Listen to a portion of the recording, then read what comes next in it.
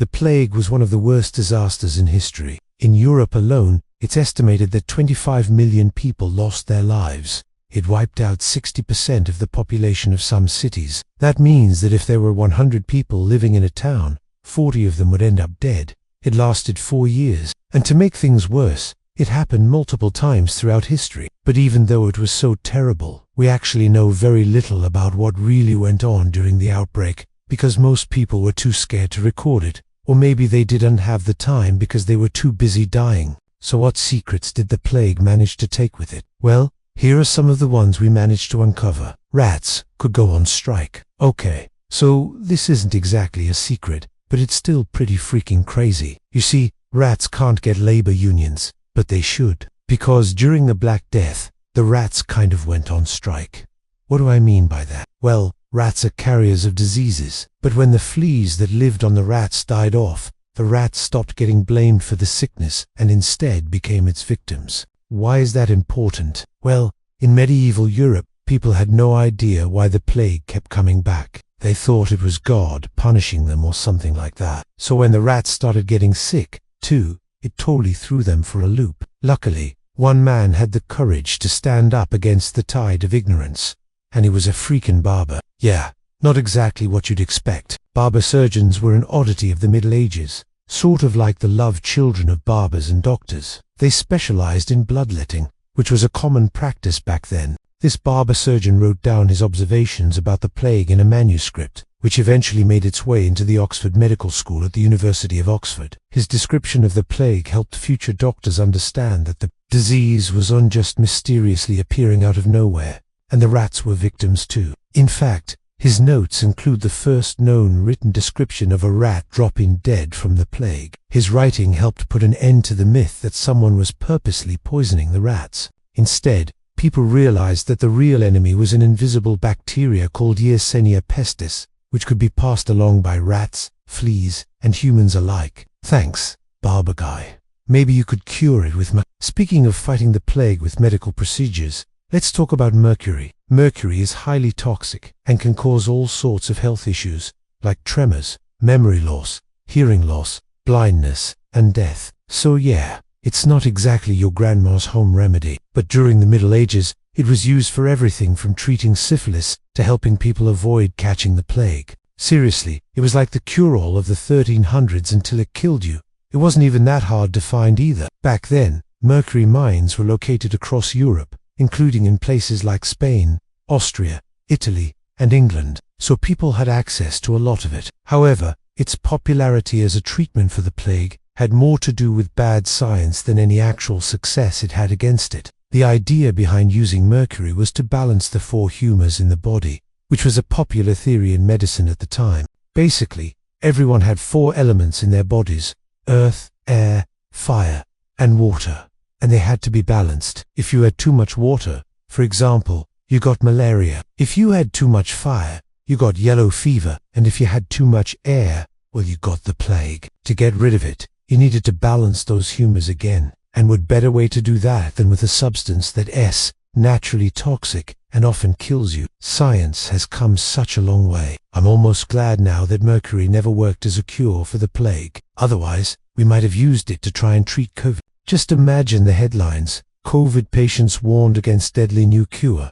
Lonely people were safer. Yep, you heard me right. During the outbreak of the plague, being lonely may have saved your life. You see, the plague was spread through flea bites. And guess where these fleas usually lived? On rats. Rats that liked to hang out on trading ships carrying goods from Asia to Europe, and who didn't want some sweet Chinese silk or Indian spices. But once the rats brought the plague ashore, it was spread to humans by, well, rats, fleas, and also cats.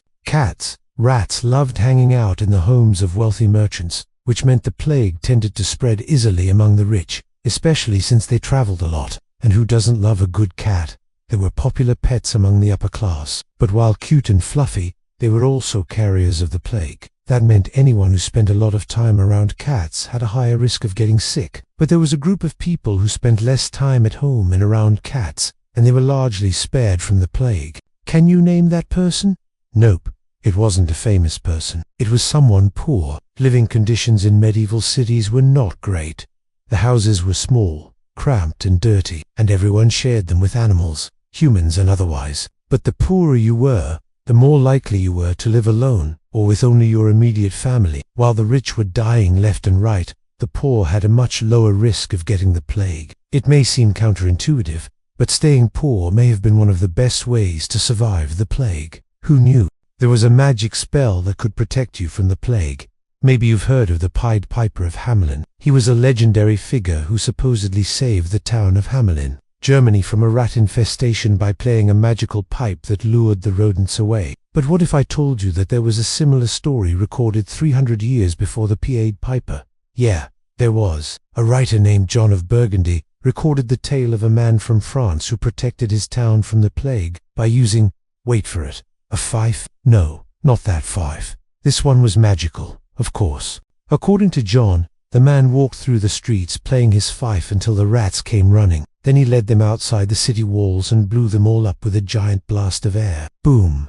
Suddenly, the plague disappeared and everyone in town was like, "Dude, you rock!" Unfortunately, our buddy John included this story in a longer text about the evils of usury, which is basically loaning money with interest. So it is unclear how much he wanted us to take this tale as fact, and how much he wanted us to read between the lines and realize that usury was basically as bad as making people get bubonic plague. Either way, stories like this, and others like it, show that people were desperate for a solution to the plague. Anything that promised relief was worth a shot, even if it meant handing over your soul to the devil. And speaking of stories, let's look at the story itself. The plague was originally called the Black Death, but later on it was given another nickname, the Pestilence. But both names were used interchangeably for hundreds of years. It wasn't until 1894 that scientists finally gave it a name that honored where it came from, the bubonic plague. They noticed that one of the symptoms of the illness was the appearance of